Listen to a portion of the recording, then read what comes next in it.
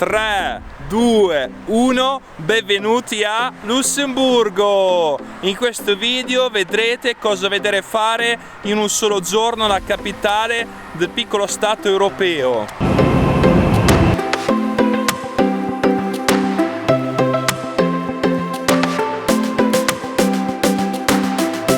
Ed eccomi appena uscito dall'aeroporto di Lussemburgo. Una cosa che dovete sapere è che i mezzi di trasporto sono totalmente gratis, quindi potete prendere l'autobus, spostarvi in mezzo alla capitale, per la città, da una parte all'altra, che vi porteranno in giro. È una comodità assurda, vero?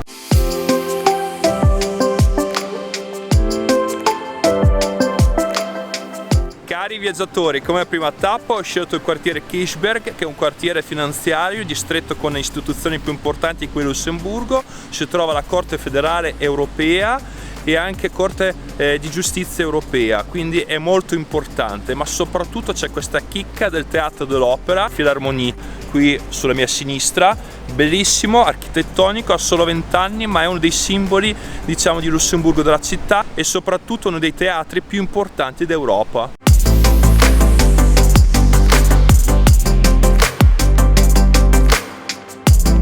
Che gran rosso acceso questo ponte, si chiama Granduchessa Charlotte.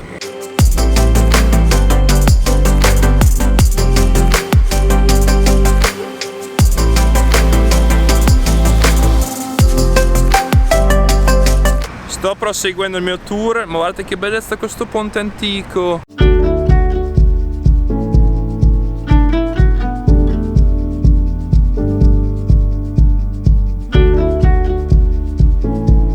Una delle cose più importanti da non perdere qui a Lussemburgo, mi raccomando, è l'ascensore panoramico Pfaffenthal, che collega il centro storico sull'altopiano verso la valle di Alzette, dove scorre anche il fiume dove siamo stati poco fa.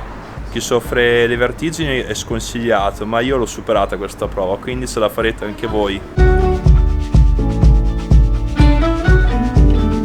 Che figata! Wow! Guardate lì che bellezza!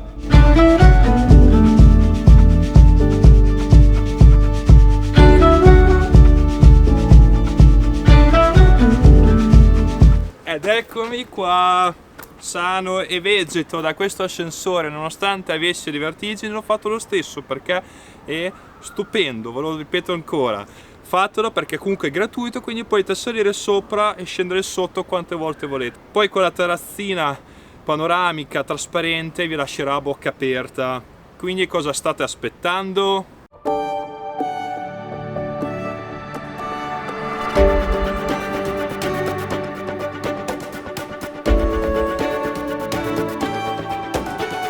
E in questo momento mi dirigo verso la prossima meta, Casemate du Bock.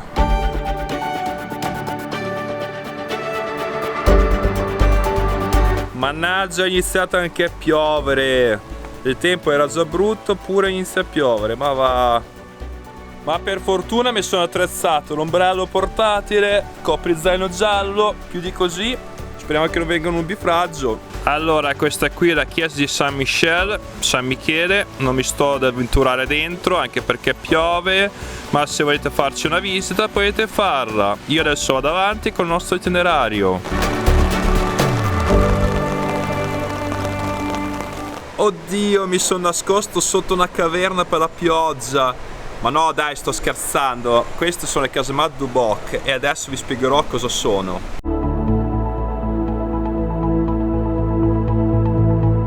Le Bock Casemate, un sistema di difesa sotterraneo costruito da chilometri di tunnel, sono oggi uno dei siti turistici più importanti di Lussemburgo. Queste gallerie sotterranee furono inizialmente scavate nel XVII secolo, sotto il dominio spagnolo, e successivamente ampliate 2 volte.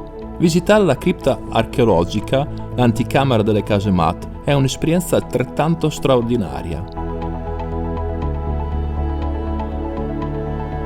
Oddio raga, ma dove si scende qua giù, nelle tenebre? A tratti il soffitto è bassissimo, ci sbatto la testa, devo starci attento.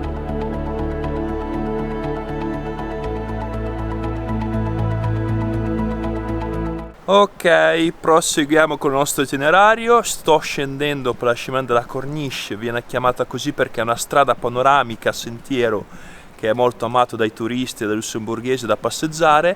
Perché? Perché permette di vedere tanti scorci, punti panoramici sulla parte bassa della città, quartiere chiamato Grund. Guardate là che bellezza!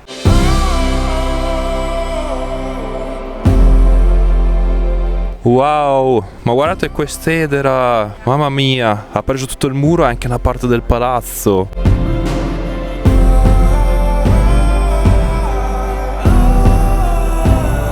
Poco dopo scendete di sotto dove c'è il ponte che attraversa un piccolo ponticciolo e vedrete questo arco con questo vicolo bellissimo, magnifico.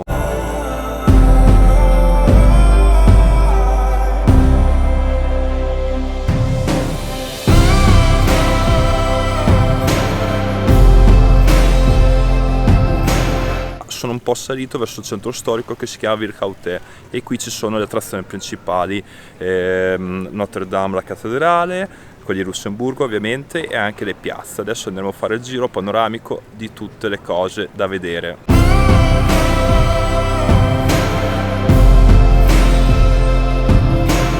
Eccomi nella piazza principale Guglielmo II, è immensa. Guardate un po', ci sono dei food truck, magnifico. Mi stavo avendo un certo languorino, adesso mi prenderò qualcosa da mangiare. Non vedo l'ora. Come indicato dal nome, la piazza è dedicata a Guglielmo II, re dei Paesi Bassi e Granduca di Lussemburgo fino a metà Ottocento. Dal 1830 la piazza è ornata anche dal municipio in stile neorinascimentale.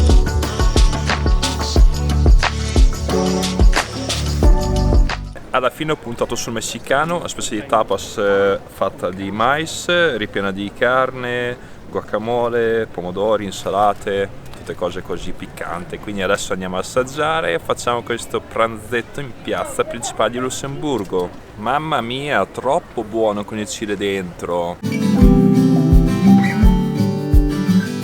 Finito il pranzetto bello sostanzioso messicano, ora di farvi vedere una bella chicca qui in centro di Lussemburgo.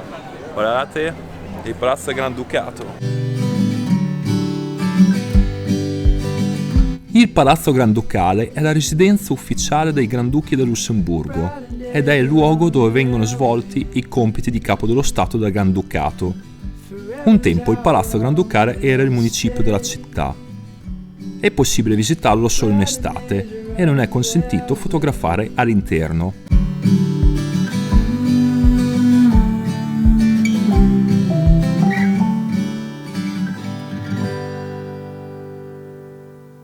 In questo momento mi trovo in Piazza d'Armi, l'altra piazza principale qui a Lussemburgo, dopo quella di Guglielmo II.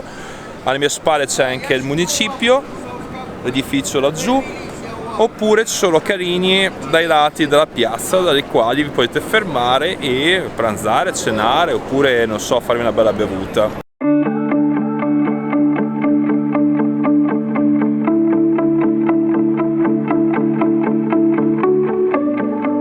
La Signora d'Oro, Ghelle Fra, in Piazza della Costituzione, fu eretta nel 1923 per commemorare i lussemburghesi caduti nella Prima Guerra Mondiale. La curiosità è che fu abbattuta dai nazisti per poi essere completamente restaurata solo nel 1984. Proseguendo dalla piazza Guglielmo II si arriva alla piazza della Costituzione, con l'obelisco in bella vista, è molto carino, c'è una terrazza panoramica che guardate un po' dove si affaccia sul ponte Adolf, che è uno dei simboli di Lussemburgo, strabiliante, vero? Da ammirare proprio.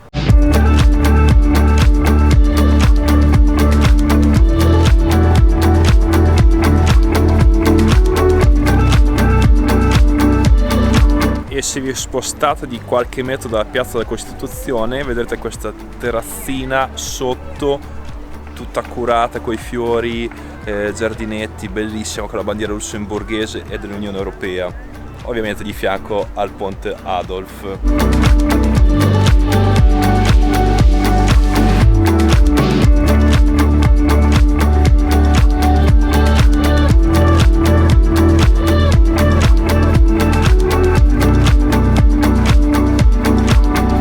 Pensate un po', sotto il ponte di Adolf, proprio sotto strada, c'è una pista ciclabile e pedonale. Si può percorrerla e attraversare proprio sotto gli archi del ponte e vedere il panorama dall'altra parte mentre eravamo sulla terrazza panoramica. Incredibile. Fanno venire un po' le vertigini a affacciarsi sotto, ma per sicurezza c'è comunque la rete, quindi non vi preoccupate.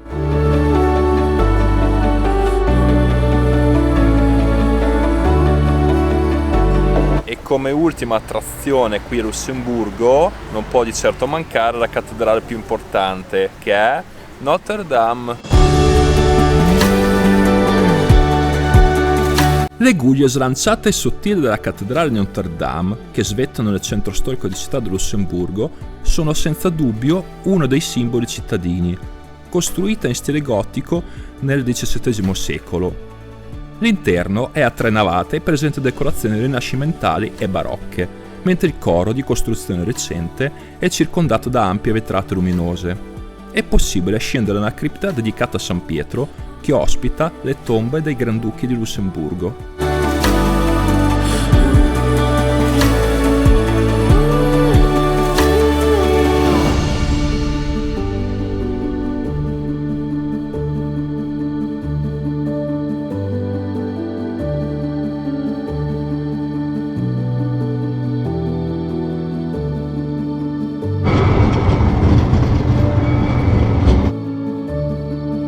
Cari viaggiatori, il video si conclude qua, quindi come di consuetudine chiedo al massimo il vostro supporto, like, commenti, iscrivetevi al canale se non foste ancora iscritti e ci vediamo nella prossima avventura!